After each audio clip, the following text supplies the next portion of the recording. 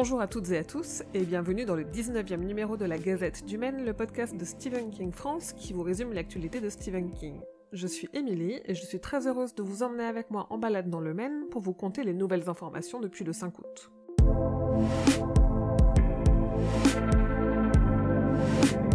Le recueil Brume a été publié en livre audio par Audible le 15 août dernier. Il est lu par François Delève et puisque c'est tout le recueil qui est lu, il dure plus de 16 heures.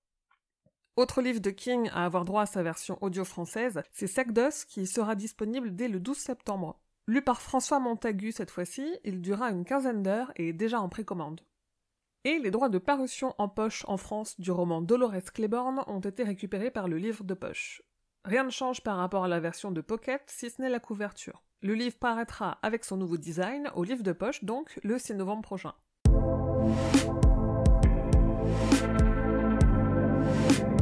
Une nouvelle adaptation est sur les rails, et parmi les producteurs, on retrouve Roy Lee, qui était déjà producteur sur les récents chapitres de ça. Cette fois-ci, on devrait avoir une adaptation sur grand écran de La petite fille qui aimait Tom Gordon. King se réjouit du projet et est très heureux que la veuve de Romero y participe, car le défunt réalisateur avait eu le projet d'adapter ce roman, mais avait manqué de budget. Une autre nouvelle adaptation est annoncée. Barbara et Andrés Muschietti, qui ont produit et réalisé les 2 chapitres de ça, ont annoncé sur une radio argentine qu'ils vont produire une adaptation du roman Chantier de Stephen King. À la réalisation, on retrouvera un autre argentin, Pablo Trapero. Et puisqu'on parle de ça, la promo s'est un peu calmée grâce aux vacances, mais on a quand même des choses intéressantes. Un teaser de 45 secondes est sorti pour la version IMAX du film avec des nouvelles images et le spoil d'un jumpscare. Le site américain /film a réalisé une vidéo très sympa de l'expérience immersive SA 2 qui est ouverte au public en ce moment à Hollywood. On a aussi appris que c'est James McAvoy, l'interprète de Bill Denbrough adulte, qui est à l'origine de la scène dans le Palais des Glaces où il cherche à sauver un enfant des griffes de Gripsou. Cette scène, on la voit dans la dernière bande-annonce et elle n'était à l'origine ni dans le script ni dans le livre de King. Enfin, le réalisateur Andrés Muschietti a annoncé qu'il avait le projet de sortir non pas 2, mais 3 Director's Cut de ça le film. Une version longue pour chaque chapitre, et une ultime version qui réunirait les 2 films en un seul super film. Memory. People choose to remember the good stuff. The moments. But sometimes what we tried to leave in the past won't stay there. It's back. Pennywise. We can't let it happen again.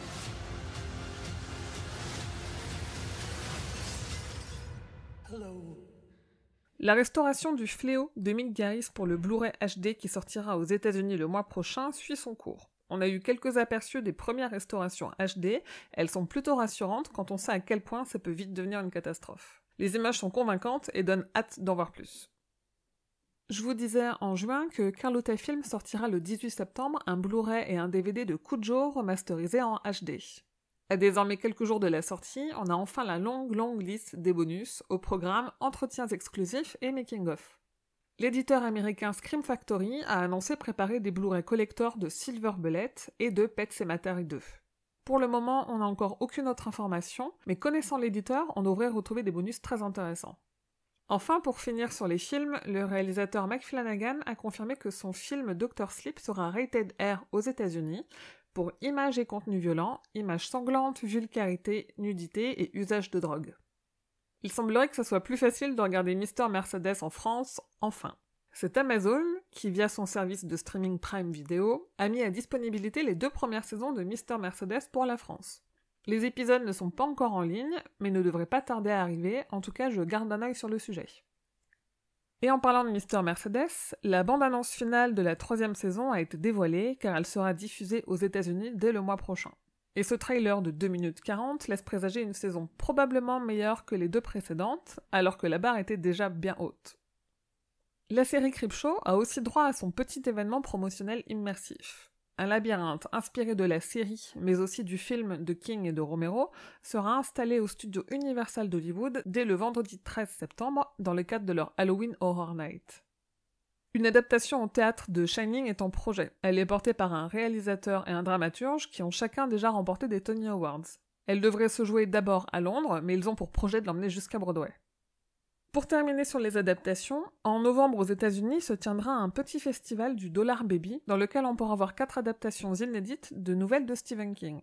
Les Dollar Baby, c'est ce qu'a inventé King pour permettre aux étudiants en cinéma ou théâtre de se faire la main.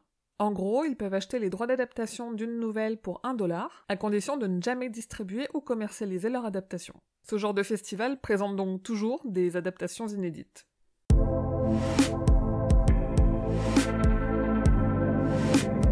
Vous le savez, je cherche toujours plus de moyens de rassembler les fans entre eux, et après plusieurs semaines de réflexion, j'ai décidé d'ouvrir un serveur Discord. Alors qu'est-ce que c'est un serveur Discord? C'est en fait à mi-chemin entre le chat et le forum, et ça permet vraiment d'échanger sur plein de sujets de façon très fluide et surtout de façon très organisée. On sort un peu du schéma du groupe Facebook où une personne poste et les autres personnes commentent. Là, on est vraiment sur un schéma d'échange comme une conversation instantanée. Si vous souhaitez rejoindre la centaine de personnes qui échangent déjà quotidiennement sur le Discord des fans de Stephen King, le lien vers le serveur est à retrouver sur le site et sera aussi en description de cet épisode. Et en parlant d'épisode, un nouvel épisode du Roi Stephen est sorti cet été et on reste dans une ambiance fête foraine en vous parlant de Joyland. Rendez-vous sur le flux du Roi Stephen pour écouter tout ce qu'on a à dire de ce roman. Une convention sur les films d'horreur se tiendra dans le Maryland en octobre.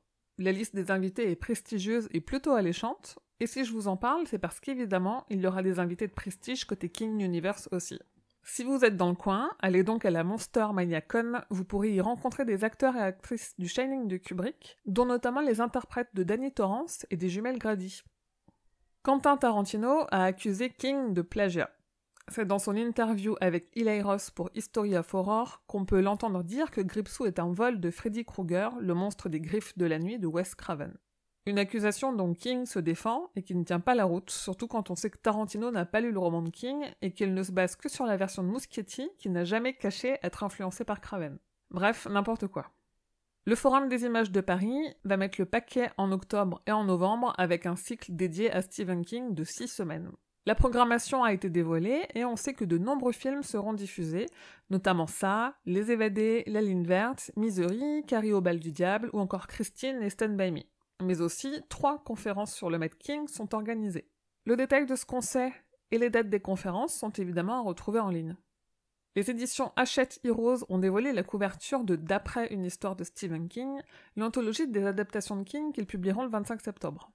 Je vous conseille d'aller jeter un œil à ce livre, car j'ai la chance de pouvoir le lire en avance, et cette bible des adaptations de King est déjà un essentiel de ma bibliothèque. Côté figurines et autres produits dérivés, vous vous en doutez, on atteint l'apogée. J'ai réuni dans le même article des verres et des gobelets qui sont distribués par certains cinémas américains, une lampe en ballon rouge qui flotte sous licence officielle, et un mug sur lequel Gripsou apparaît quand on verse un liquide chaud. Dans un deuxième article, je vous présente la Living Dead Doll de Mesco à l'effigie de Gripsou 2017 et un set de post-it toujours sous licence ça. Et si vous ne collectionnez pas les figurines, mais que vous souhaitez investir dans de l'art, l'artiste Don Metz a mis en vente 3 de ses peintures originales pour illustrer des romans de King. Il faudra quand même débourser entre 2750 et 6500 $. Sur les réseaux sociaux, Stephen King s'est désolé du décès de Toni Morrison. Il a renouvelé son amour pour la série The 100, même s'il préférait quand Octavia était méchante. Et il a partagé une bonne annonce de Cats mélangée à celle de Cimetière, et nul doute que King pourrait écrire de l'horreur à base de chats.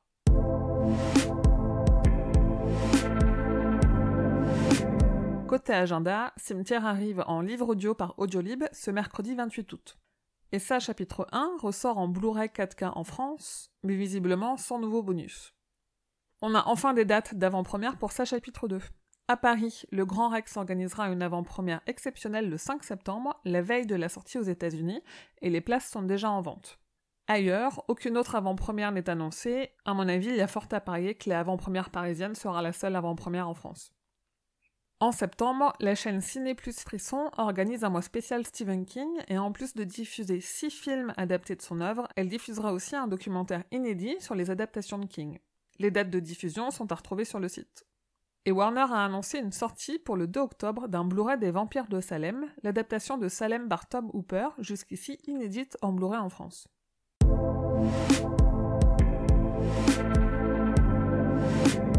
C'est C'est tout pour l'actualité de King. Je vous dis rendez-vous dans 2 semaines pour l'épisode numéro 20. Si vous aimez ce podcast, n'hésitez pas à me laisser des étoiles et des commentaires pour l'aider à grandir et à le recommander autour de vous. Vous pouvez aussi me soutenir et aider ce podcast, le site et les réseaux de Stephen King France à vivre et à se développer en participant au Tipeee. Et comme d'habitude, vous pouvez trouver Stephen King France sur Instagram, Twitter, Facebook et désormais aussi sur Discord pour échanger avec d'autres fans. Et rendez-vous sur le site stephenkingfrance.fr dans l'article de cette gazette numéro 19 pour avoir plus de détails sur toutes les infos dont je viens de vous parler. Je vous dis merci et à bientôt, fidèles auditeurs et auditrices, que vos journées soient longues et vos nuits plaisantes.